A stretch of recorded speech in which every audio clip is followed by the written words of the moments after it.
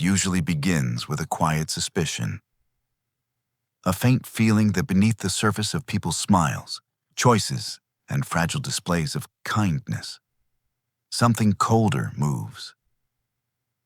Something calculated, not cruel for its own sake, but precise. You sense it the same way you sense a shift in the air before a storm.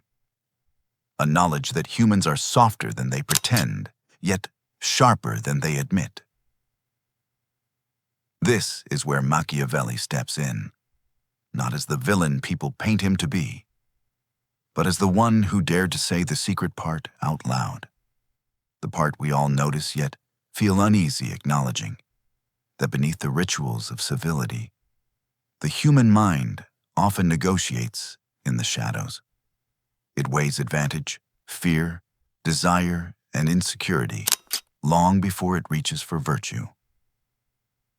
People imagine Machiavelli as a guide for tyrants, but if you listen carefully, he's more like someone who walked too close to human nature and returned with notes. Notes about the ways we mask our intentions, notes about the subtle negotiations we engage in every day. Notes about the cold patterns that appear when emotion fades and strategy takes its place. He didn't invent the dark edges of psychology.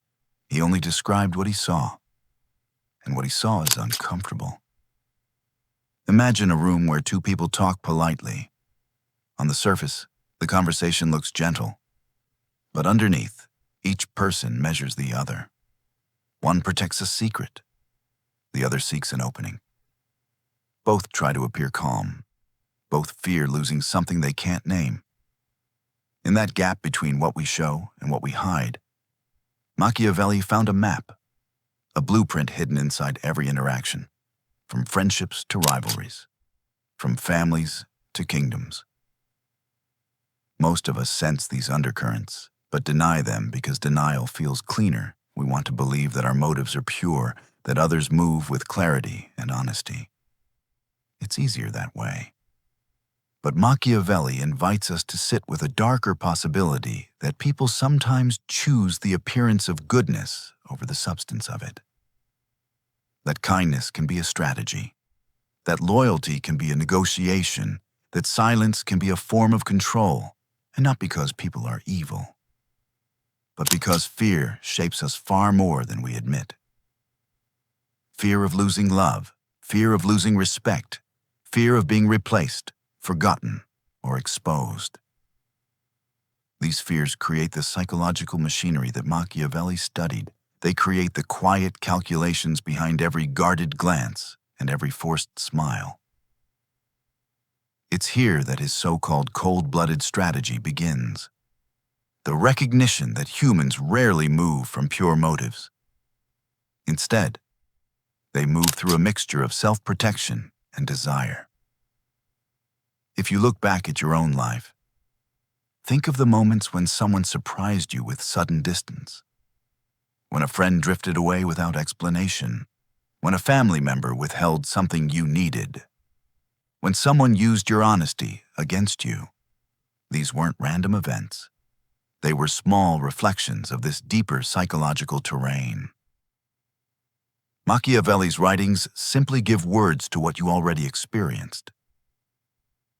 He understood something else too, that the people who appear the gentlest often carry the sharpest instincts, not because they want to manipulate, but because they had to learn how the world works in ways others ignored. Jung once said, "The shadow you refuse to face will govern your life." Machiavelli would have agreed. He saw how the unexamined parts of the mind quietly build strategies in the background, driven by instinct rather than intention. People who never question their darker impulses are often the ones most ruled by them. This is why Machiavelli studied leaders, not to praise power, but to reveal what power does to the mind. Power strips away illusion. It shows who people become when they no longer fear consequences. Yet, it's not only rulers who face this. Ordinary people encounter their own small forms of power every day. In conversations, in relationships, in the tiny authority we hold over those who depend on us. And in those moments, you see the same patterns he wrote about: the temptation to hide true intentions, the pull toward self-interest, the subtle instinct to arrange events in your favor. We all do it, not always consciously, not always maliciously, but we do it. Machiavelli's message is not that humans are wolves, it's that humans are layered. We hold kindness and calculation in the same breath. We can love someone and still fear them. We can care deeply, yet still protect ourselves at their expense. These contradictions are not flaws. They are the raw material of human nature. If you slow down enough, you start to notice these contradictions in daily life. The way someone pauses before answering a question, the faint shift in their eyes when they feel threatened, and the tone change when they sense advantage. Every moment carries a trace of strategy, even when cloaked in warmth. Some might say this view is too dark. But Machiavelli didn't ask us to abandon goodness. He asked us to stop pretending that goodness is the only force at work.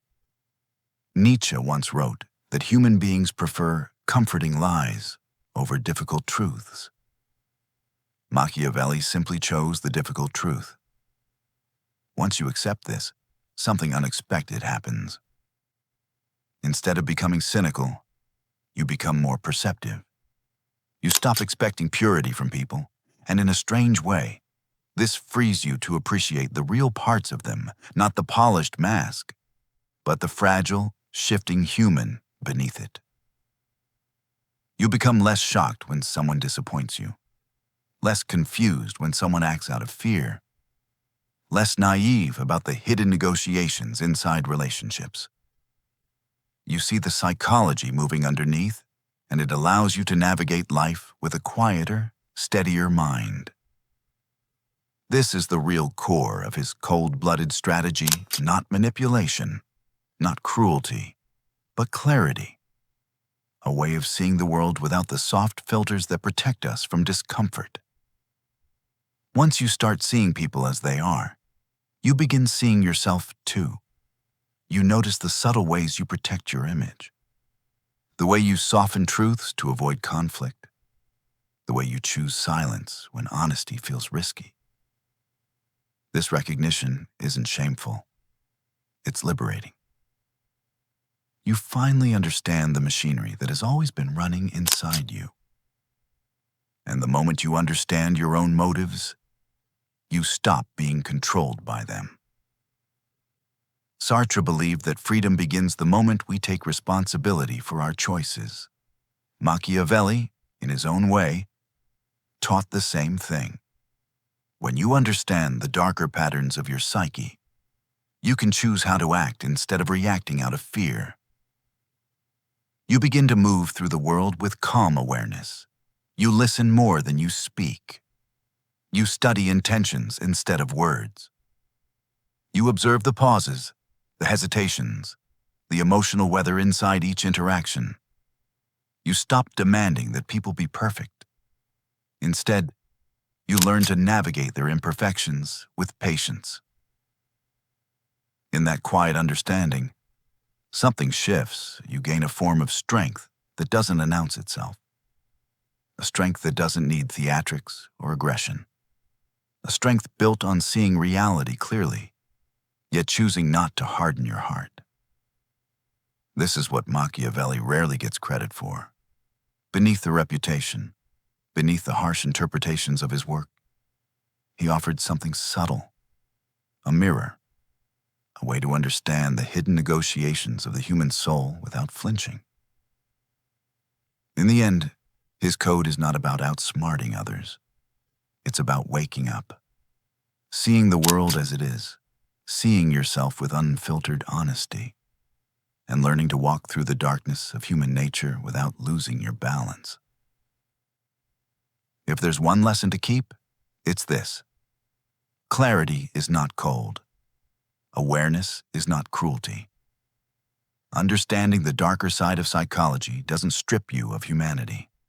It gives you the ability to move through life with a steady mind, free from illusions that once made you blind. The shadows don't disappear, but they stop frightening you. And in that newfound calm, you discover something you never expected. That beneath all the strategy, all the fear, all the quiet calculations people make, there is still a longing for connection, a longing for meaning, a longing for something real in a world of shifting motives. Machiavelli understood that too. He just chose to start with the truth instead of the dream.